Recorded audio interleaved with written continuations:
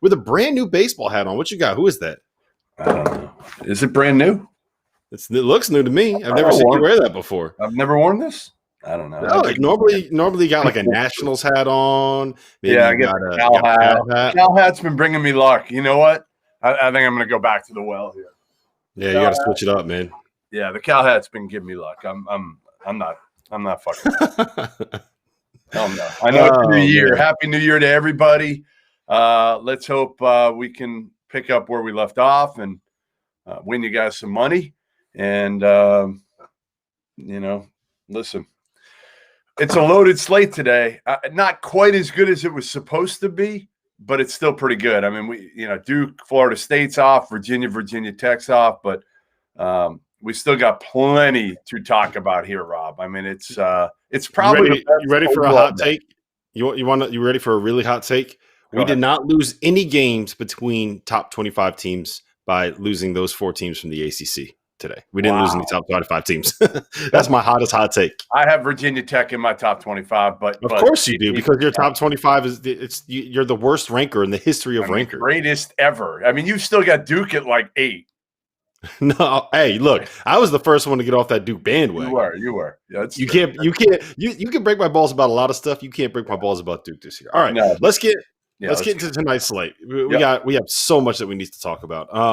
I think the first game that I want to dive into is one where injuries are going to play a pretty big role in how we end up handicapping this, and that's Iowa at Rutgers. Of course, we don't have official word on Ron Harper Jr. or Cliff Omoruyi. I'm told Ron Harper Jr. is likely to play. Right? Okay, so there's you're going to give it a go, from what I'm told, unless there's some sort of setback here. In pregame. Yeah, neither of them practiced what is today, Saturday?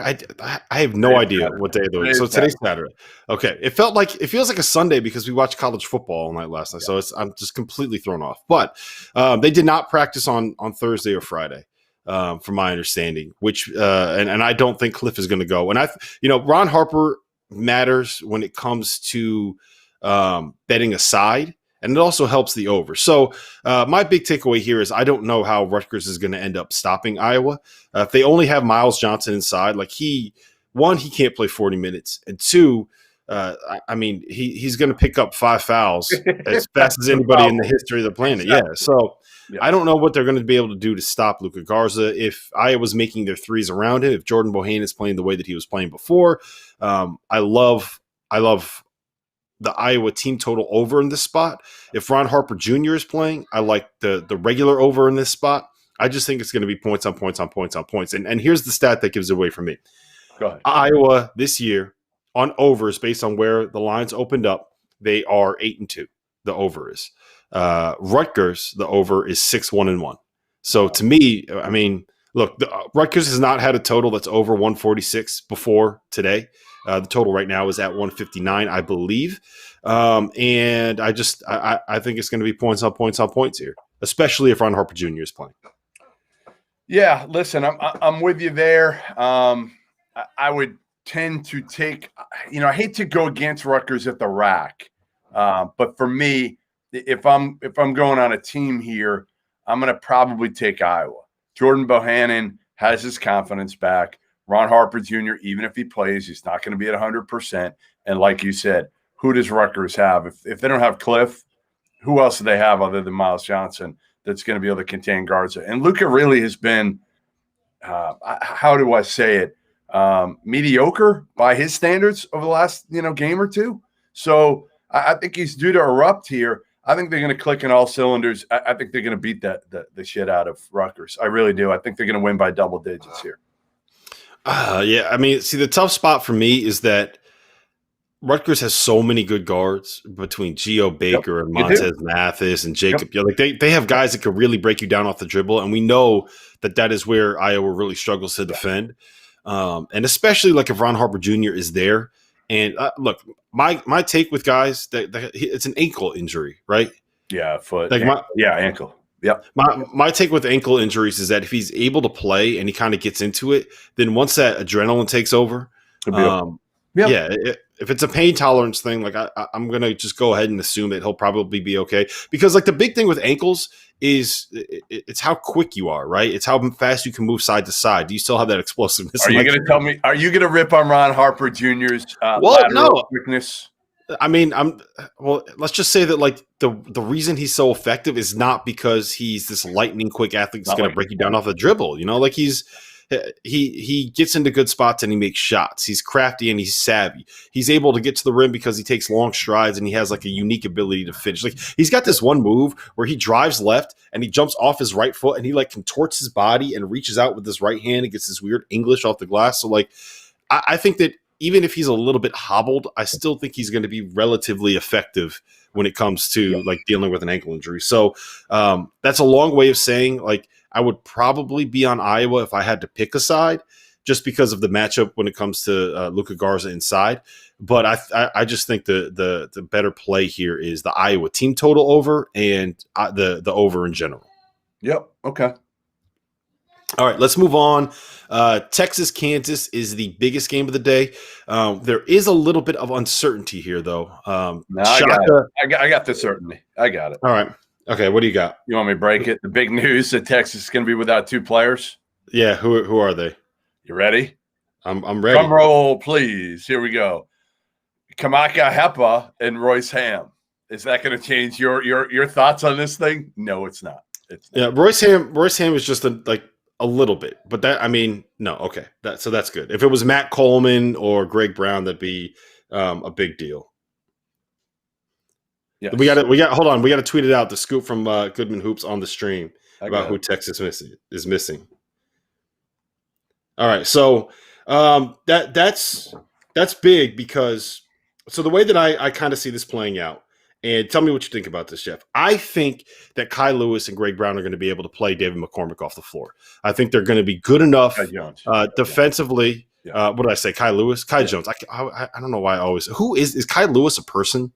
I always say Kai Lewis. Like Jay Lewis from like George Mason years ago or something. Yeah, I don't know why I always say Kai Lewis. Kai Jones. Anyway, Kai Jones and Greg Brown will be able to play McCormick off the floor because of I think they'll be good enough defensively. Agreed. And on the offensive end, like it's a complete mismatch. Like Kai Jones is an absolute freak. Greg Brown has been playing much, much better recently.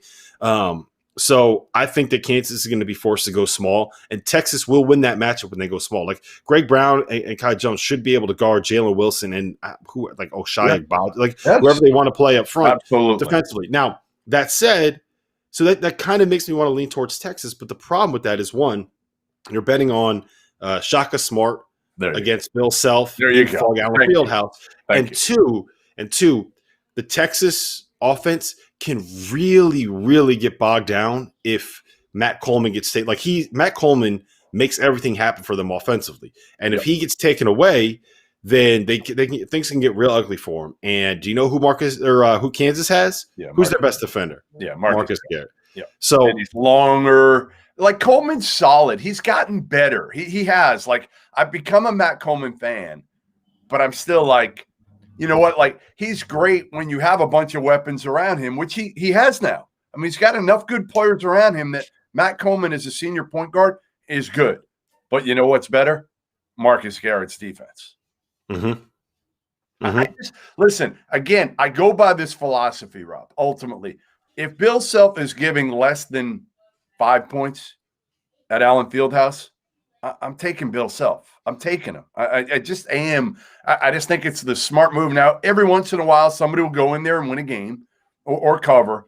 But for the most part, I just, Texas is ranked in the top 10. I think I have them at like 7 right now. I still don't have confidence in Texas. Is that fair? I think it's a little bit too harsh. I would say you don't have confidence in them winning in Fog Allen Fieldhouse is absolutely fair. I don't have confidence of anybody winning in Fog Allen Fieldhouse, regardless of how full or empty that building is. The only other thing that I will say is this. Texas is 7th nationally in defensive 3-point rate, which means that they They run people off of the 3-point line, and they limit how many threes teams are able to attempt, better than all but 6 teams in the country. And they are also and they give up, like, I think it's 27% shooting from 3. And they also are very, very good at forcing you into beating them one-on-one and winning a matchup one-on-one defensively. Like, they're second nationally in defensive assist rate, which is very, very impressive. Randy Bennett at St. Mary's is the only one that's better than them. And Kansas does not have guys that can win one-on-one. So if you put all this together, if we're talking about how good the defensive matchup is for Kansas, and we're talking about how good the defensive matchup is for Texas, then to me, like, that just screams the under. Now, I think that this game will probably end up being played in like the high 50s and low 60s, and the total right now, it's coming down. I was at 137 when I got it this morning. Yeah. It was at 136 earlier today. So, or I'm sorry, when we started the stream, and we'll see what happens when if it moves any farther south. And for those that are wondering, we are getting our odds from DraftKings Sportsbook, who is the official odds provider of the Field of 68 Media Network. We are. All right. What else? What you want to start kind of at these noon games and work our way down quickly? Well, what else? Do you have any other? I have 2 other bets on the day that I really, really like. So let me start with a noon one for me. Let's okay. Let me work my way down a little bit. I like the points in the Missouri-Arkansas game. I do, and I like Arkansas. I do. I like them a lot. I just think 7's a little bit much for a team that really hasn't played a tough team yet. Like, Missouri is going to be the best team that Arkansas has played. Auburn is not. Okay. Arkansas played a tough game against Auburn. I think Missouri can hang with Arkansas. In fact, I'm not sure they can't win outright. And again, I like Arkansas a lot. I don't know what Justin Smith's injury is. I don't know if he's going to play or not yet. But I'll take the points. +7 there, a game on CBS. Missouri's got some good wins, Rob. Like, it's not like they've been – I mean, they got pummeled against Tennessee, but that's probably more a statement on Tennessee than it is on Missouri. I think, Missouri still beat Illinois. They beat Oregon.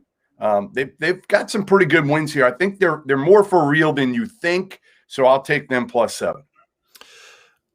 Yeah, so there's a couple concerns I have with Missouri in this spot. One is that we're fading the Sharps.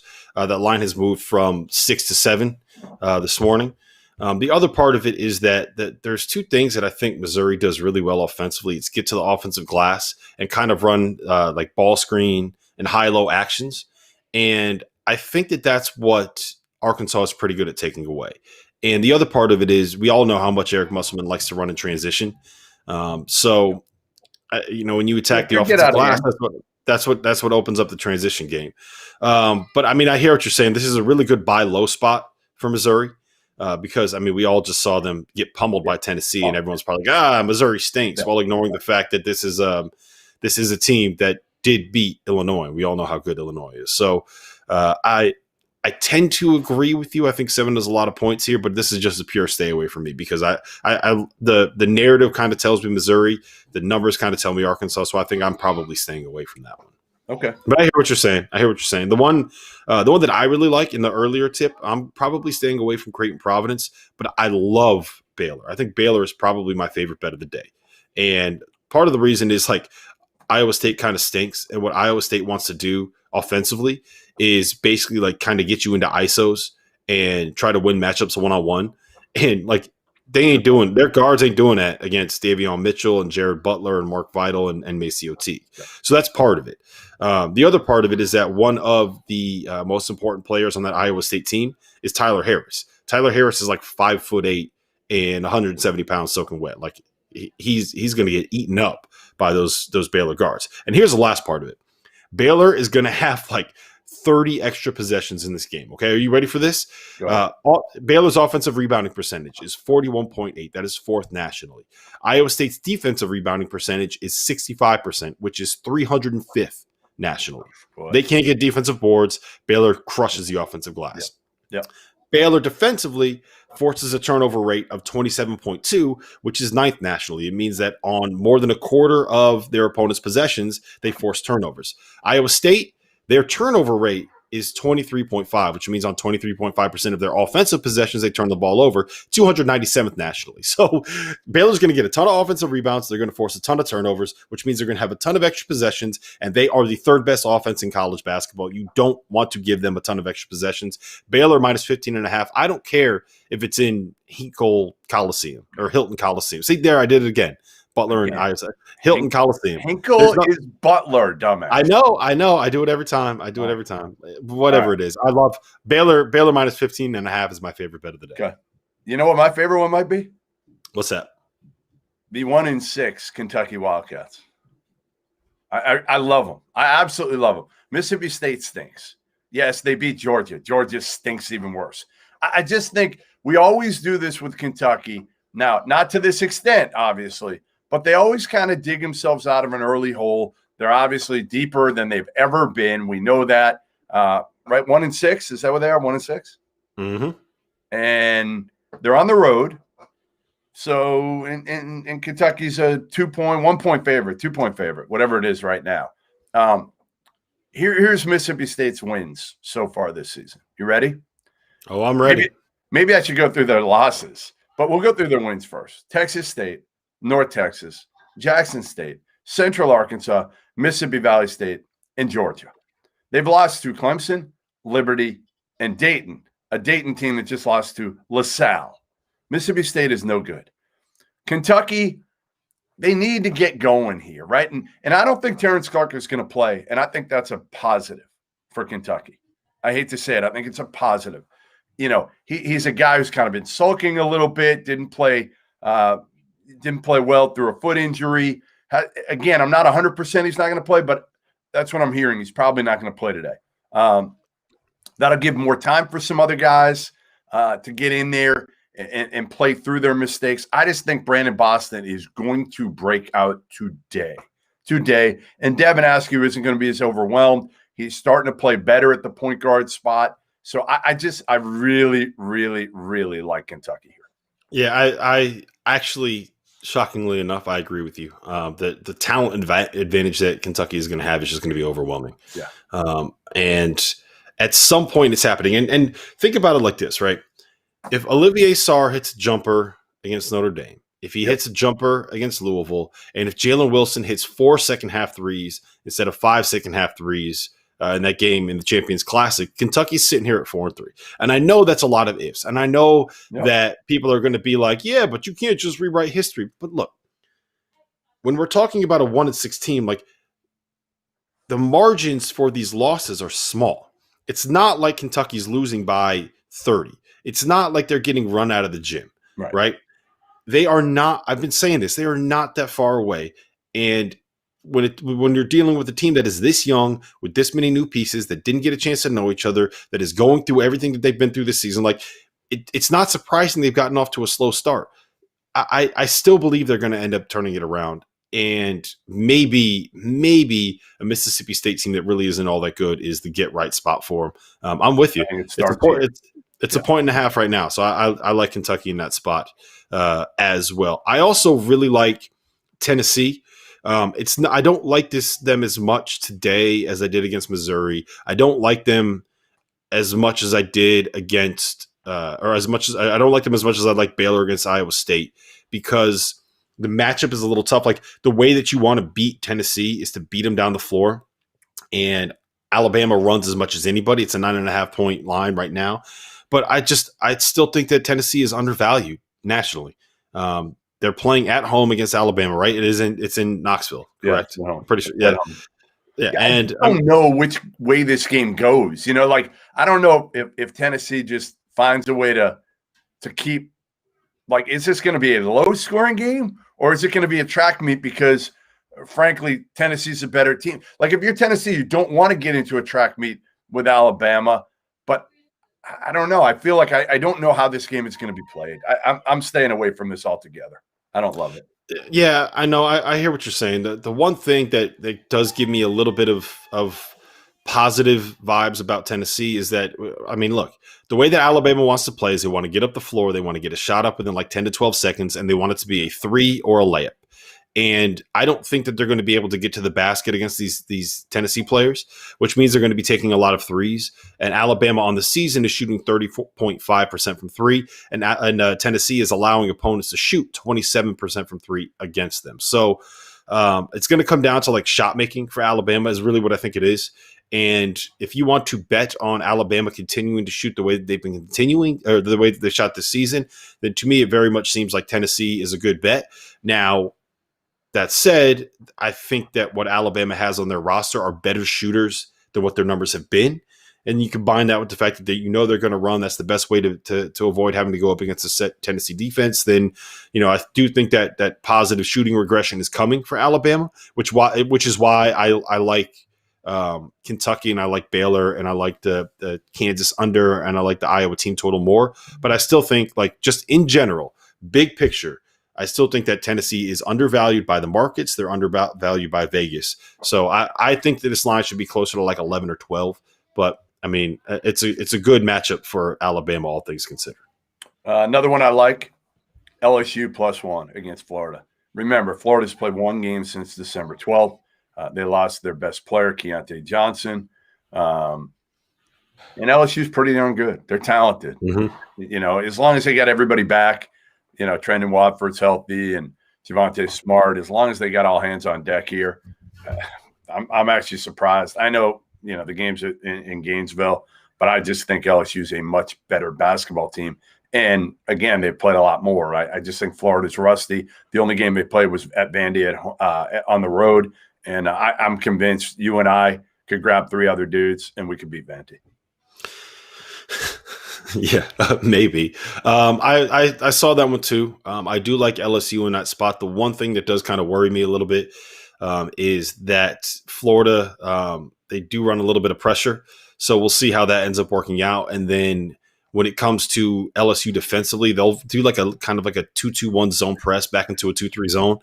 And I do think that that's the kind of thing that Florida can exploit. They do have some guys that can drive. They do have some guys that can make shots. They haven't been playing great, but it's been like, I just feel like right now it's such a small sample size for like Florida's numbers that I'm just going to kind of look at it and say, okay, I think Scotty Lewis can make things happen. I think Scotty Lewis can do a job against Cam Thomas.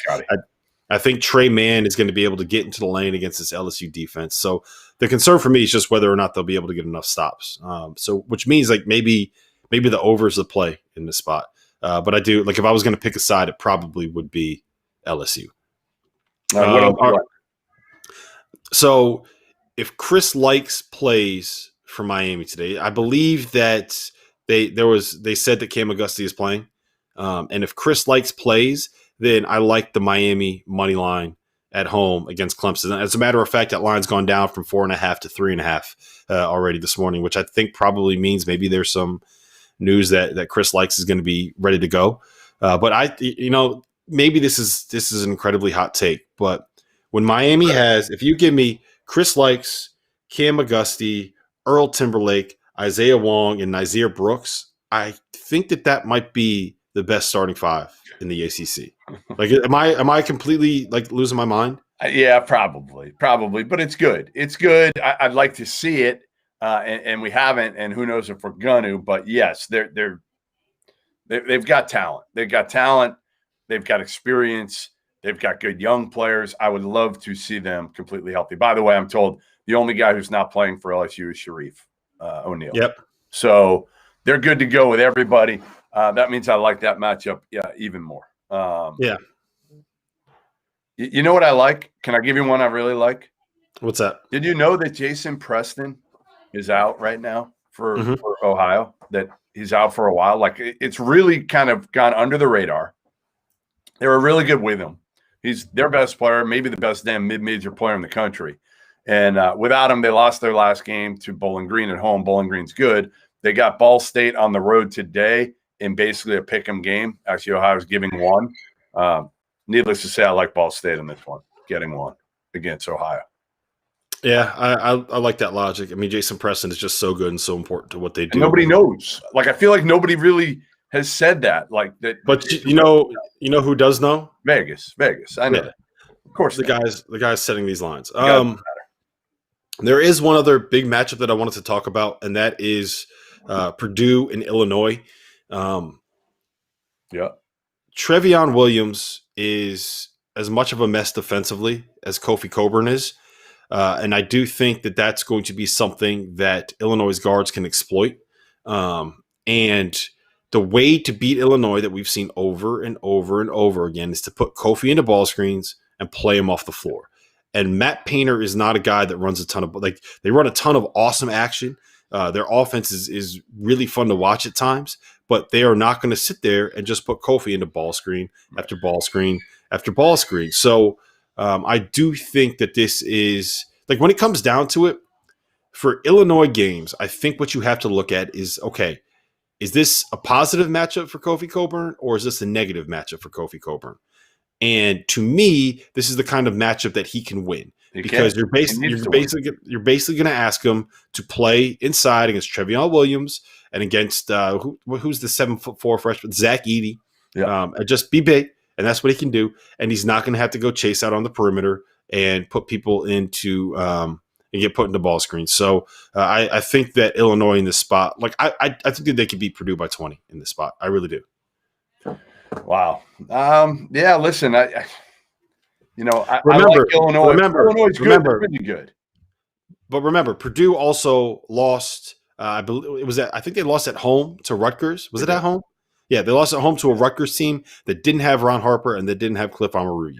And it had a banged up Jacob Young who was wincing and grabbing his when you have really good, talented guards and you could make Trevion Williams have to guard out on the perimeter, the exact same thing that we talk about with Kofi Cockburn. Yeah. Illinois is going to do that. So I really, really like Illinois in this spot.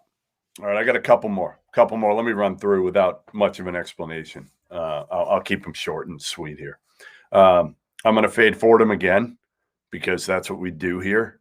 We fade Fordham. And LaSalle coming off a big win against Dayton. LaSalle's not very good, but they're giving 6.5 at home to Fordham. Like that one.